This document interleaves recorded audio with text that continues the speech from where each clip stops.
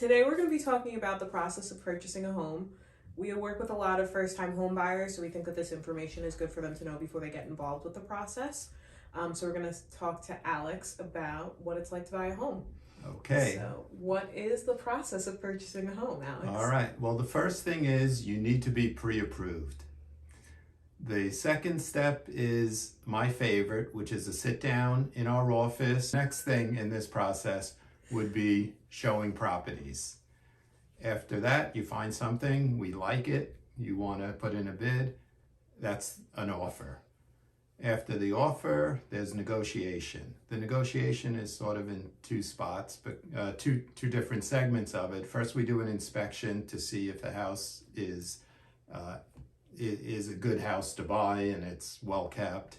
The other part of that, after you go through the inspection, would be like after the inspections, opportunity to renegotiate. Right, and that's something we'll get into later, which is very important to me. And then after that is the contract, which is created by the seller's attorney.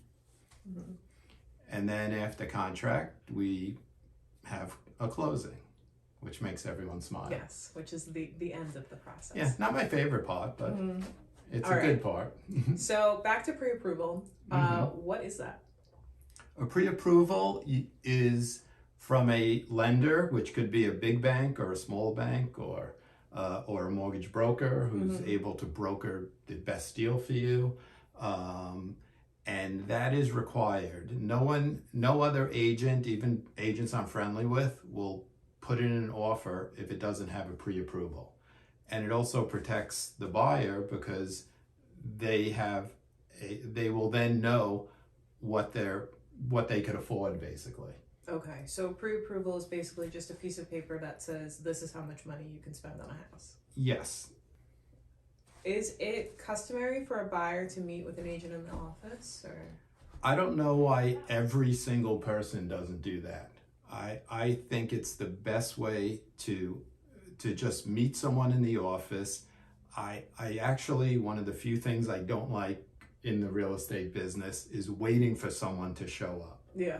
And to me, it just makes it a better transaction because we get to sit down and really talk and figure out what you really want to, I need to know what your needs are. And I guess from like a safety point, it's better to meet someone in like a public space than in a vacant house. Yeah, some people are uncomfortable because they basically read a review about us or something like that, or someone recommended them, but they don't really know the people. So I think it's better for everybody to get together and you get to know what we're all about. Yeah, and find out if they're serious or not. Absolutely. So since the next step would be to go out and see properties after you have this sit down, how far in advance do you usually have to schedule them? I would love to have 2 days, but that doesn't always happen. So it's really case by case. You're in real estate. You know that we basically work 7 days a week. And so we try to get in, but it really should be at least 1 day. 2 days is even better. Because sometimes you have properties that are tenant occupied or owner occupied since they're still living there, and you have to give them, a decent amount of notice. So usually we say 24 hours. Correct. Right. On our listings. Not everyone. So when you take people out to go on showings, what are like key things that you as an agent and them as buyers should be looking for? Well, we're really learning about each other. They're getting a comfort level with the agent, and at the same time, we're seeing things, and we're sort of like peeling away the onion on what they like, what's important to them, what's their lifestyle. Do they have to walk to the train, or do they want to take a bus to the train, or do they drive to the train? So it's really based on like the person themselves that's buying the house. Right. And we are continually asking questions because we want to do the best job for them and wind up with a really good referral. Yeah, exactly. What information is necessary when you're ready to finally pull the trigger and make an offer? What's necessary for to make an offer? like I started off with, the pre-approval letter. That's a must. Without that, you're getting nothing. You're not getting a counter. It's just throwing out nonsense.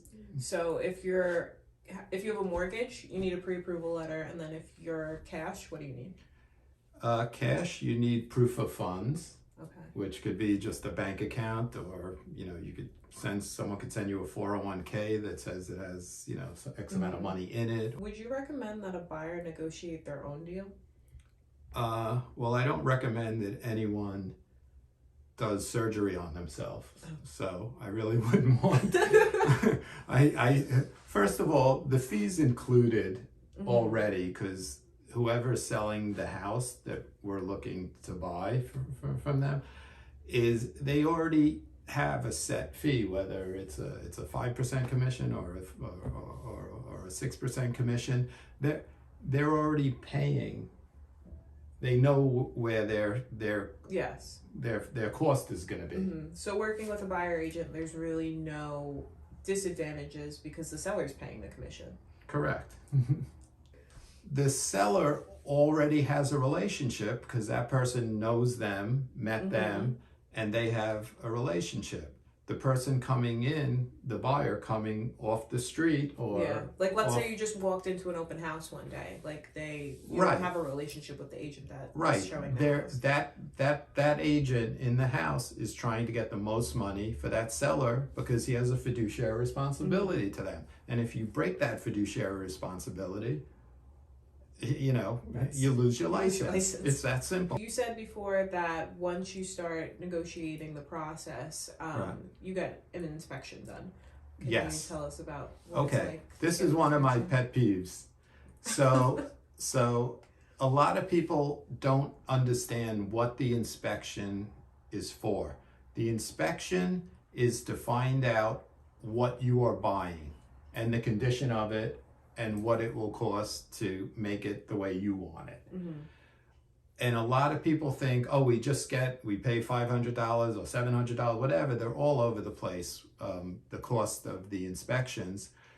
And it's not like, okay, I'm going to spend this money on the inspection and now I'm going to renegotiate and get all of this. When, especially me as a listing agent primarily, I rarely give up anything in these because it's a lot of nonsense, and a lot of these inspectors are not familiar with local codes. We just had that on the place that we just put under contract, where a guy said, "Oh no, this is a fire hazard." Meanwhile, it was a tracer wire. I mean, I don't want to get into details, but seriously, my dog could do a better job. Anyway. Whatever inspector you're working with should really be familiar with the area. It helps. Okay. It helps because every town has different rules. So if someone's looking in Long Beach, like you want someone who actually knows the code in Long Beach. Correct. If you're a buyer, because you want someone that's going to advocate best for you. I mean, listen, someone who's lived through Sandy and things like that know that it's a big plus to have a local. Exactly. So once you finally come to an agreement after the inspection, you want to go to contract. Who is responsible for reviewing the contract for the buyer? After you have an accepted offer and you finish the negotiating and doing the home inspection, then the seller's attorney will draft the contract. Okay. And after their attorney will read it over, call them in, or have them DocuSign, or go in person and sign. Then they have a certain down payment, because that's one of the things that were negotiated. Part of the contract process is to negotiate what's in it. So instead of just negotiating the price, now you're negotiating the terms. Correct. Which I guess comes with the post-inspection negotiations.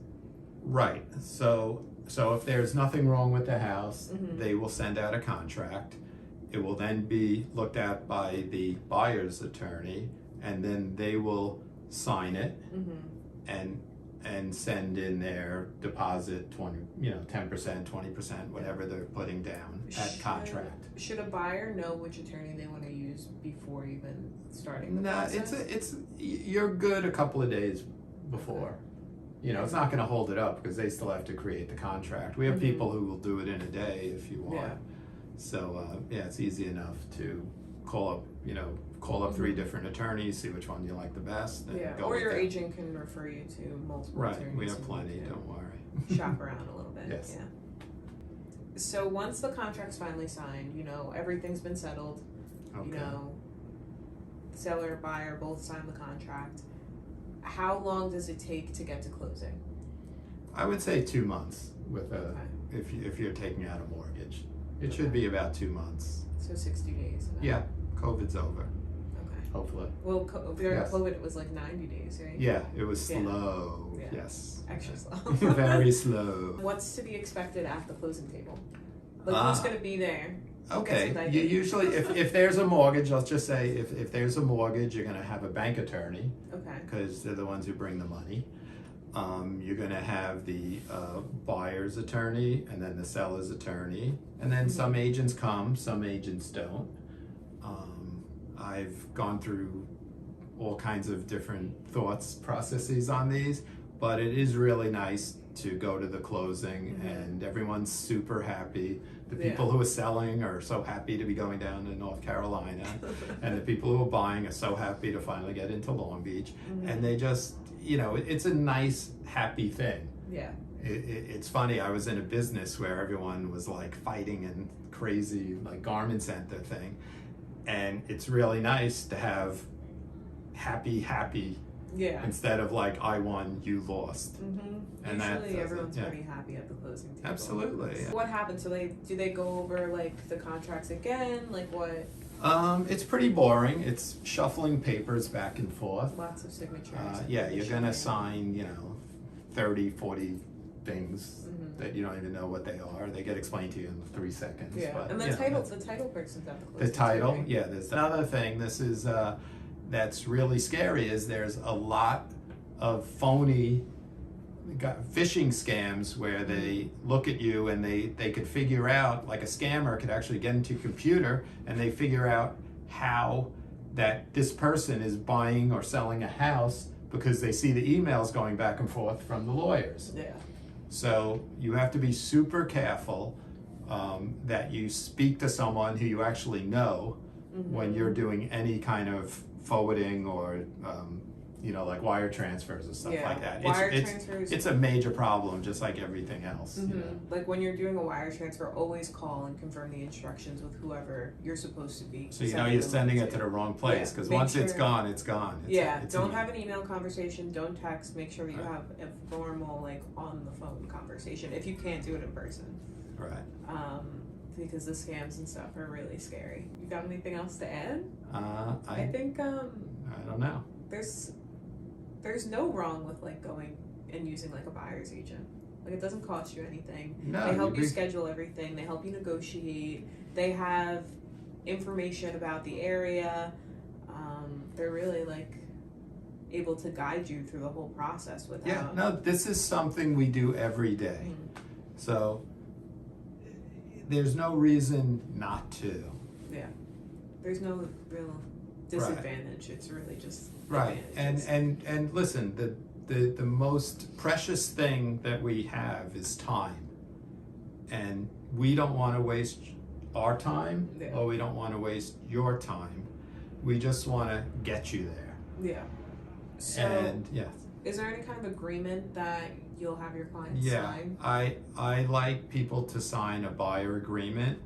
I sort of call it like a I think of it as like you want to use us and we're happy to take you through the entire process, but we want to get paid at the end of the day, just like anyone else. You don't want to, take someone around, spend hours of your time. We wouldn't want to do that, or spend hours of your time. Right. And then you go into contract with another agent in the area. Yeah, no, it could happen. So we need our protection, and you guys need your protection. It happens all the time. It does. So that's why it's Yes, best, get that yeah. buyer broker agreement. Yeah, It's the way to go. just to ensure that. Because we You can know, only we're- work with so many at a time. Yeah, and you can only it's not always for a long period of time. So like you could just You could do it for 2 weeks, or you could do it for 2 months. You know, and listen, anyone ever wants to break a contract, you know, as long as it's legit, I don't care. Exactly. So if it's really not working out, you can always that's it. You know, You have to be with someone who you're comfortable with. Yeah. All right. Anything else to add? I think that's it. Awesome. It's a wrap.